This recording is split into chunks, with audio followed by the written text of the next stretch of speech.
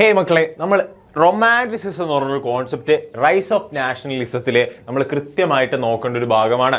The rise of nationalism in Europe എന്ന് പറഞ്ഞ chapter പഠിക്കുമ്പോൾ മക്കൾ നോക്കേണ്ട മെയിൻ ആയിട്ടുള്ള ഒരു ഭാഗമാണ് എന്താണ്? The romantic imagination and national feeling. എല്ലാവരും നമ്മൾ കണ്ടു, എല്ലാവരും റെവല്യൂഷണറീസും അതുപോലെ എന്താണ് ലിബറലിസ്റ്റ് ഒന്നും അല്ല. പകരം എന്താണ്, കുറച്ച് ആളുകൾ എന്തുണ്ട്, കുറച്ച് ആളുകൾ റൊമാൻറ്റിസിസത്തിനെ അതുപോലെ ക്ലിയർ ആയിട്ട് നോക്കിയ ആർട്ടിസ്റ്റ് ഉണ്ടായിരുന്നു, റൊമാൻറ്റിസിസ്റ്റ് ഉണ്ടായിരുന്നു. എന്താണ്, കുറച്ച് ആർട്ടിലൂടെ, പെയിന്റിങ്ങിലൂടെ, കവിതകളിലൂടെ, അതുപോലെ എന്താ മക്കളെ, കഥകളിലൂടെ നോക്കി അതുപോലെ റൊമാൻറ്റിസിസം ചെയ്യുക. എന്താണ്, കുറച്ച് ആശയങ്ങളിലൂടെ, നന്മയുള്ള ആശയങ്ങളിലൂടെ എന്ത് ചെയ്യുക, നാഷണലിസം എന്നുള്ള ഫീലിംഗ് എന്ത് ചെയ്യുക, ആളുകൾക്കിടയിൽ എത്തിക്കുക എന്നുള്ളതാണ് ഈ ഭാഗത്ത് നോക്കേണ്ടത്. A cultural movement that so to develop a particular form of nationalist sentiment. ഏതിലേക്കാണ് ഫോക്കസ് ചെയ്തിട്ടുള്ളത് മക്കൾ ഈ ഭാഗത്ത് ശ്രദ്ധിച്ചു നോക്കുക. ഇമോഷൻസ്, ആളുകളുടെ വികാരത്തിൽ, അത് പ്രണയമാകാം, ദേഷ്യമാകാം, എന്തുമാകാം അല്ലെ.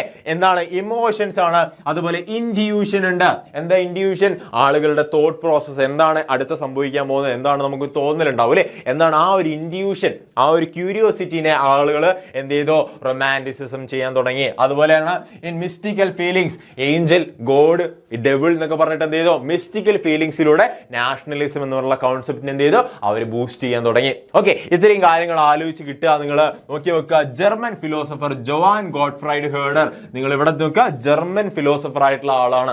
നാഷണലിസം ഇൻ യൂറോപ്പിൽ സ്പ്രെഡ് ആവാനുള്ള മെയിൻ കാരണം എന്താണ്?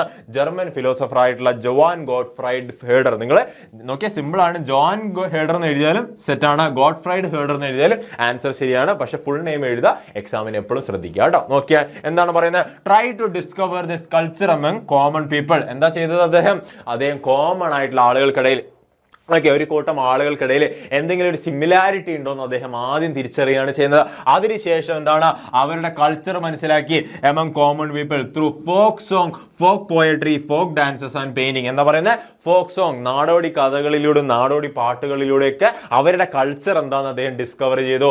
അതിനുശേഷം അതിലൂടെ റൊമാൻറ്റിസിസം എന്ത് ചെയ്തു, അദ്ദേഹം സ്പ്രെഡ് ചെയ്യാൻ തുടങ്ങി.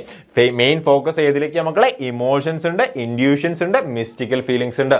ഇതിലൂടെയൊക്കെയാണ് റൊമാൻറ്റിസിസം. എന്താണ് ഇത്ര സ്ട്രോങ് ആവാൻ കാരണം? മക്കൾ ചിന്തിക്കുക, ഒരു കത്തി എടുത്തിട്ട് ഒരാളെ കൊല്ലാൻ പോകുന്നതാണോ നല്ലത്, ഒരു കാർട്ടൂൺ വരച്ചിട്ടോ എന്തെങ്കിലും അങ്ങനെ നിങ്ങൾ ചിന്തിക്കുക. നമ്മൾ റോസ്റ്റിംഗ് എന്നൊക്കെ പറയും അല്ലേ, നമ്മൾ റോസ്റ്റിംഗ് എന്നൊക്കെ പറയുന്ന സാധനം ഏറ്റവും ക്രൂരമായിട്ട് ഒന്നും ചെയ്യാനില്ല, അനങ്ങാതെ നിന്ന് ഒരാളെ കൊല്ലാൻ പറ്റുന്ന രീതിയാണ് എന്താ, ഇതുപോലുള്ള കഥകളും കവിതകളൊക്കെ. അപ്പൊ ആളുകൾക്കിടയിൽ കുറച്ചും കൂടെ വികാരം കൊള്ളാൻ വേണ്ടിയിട്ട്, നാഷണലിസം, ദേശീയത എന്ന് പറഞ്ഞ വികാരം കൂട്ടാൻ വേണ്ടിയിട്ട് എന്ത് സഹായകമായിട്ടുണ്ട്?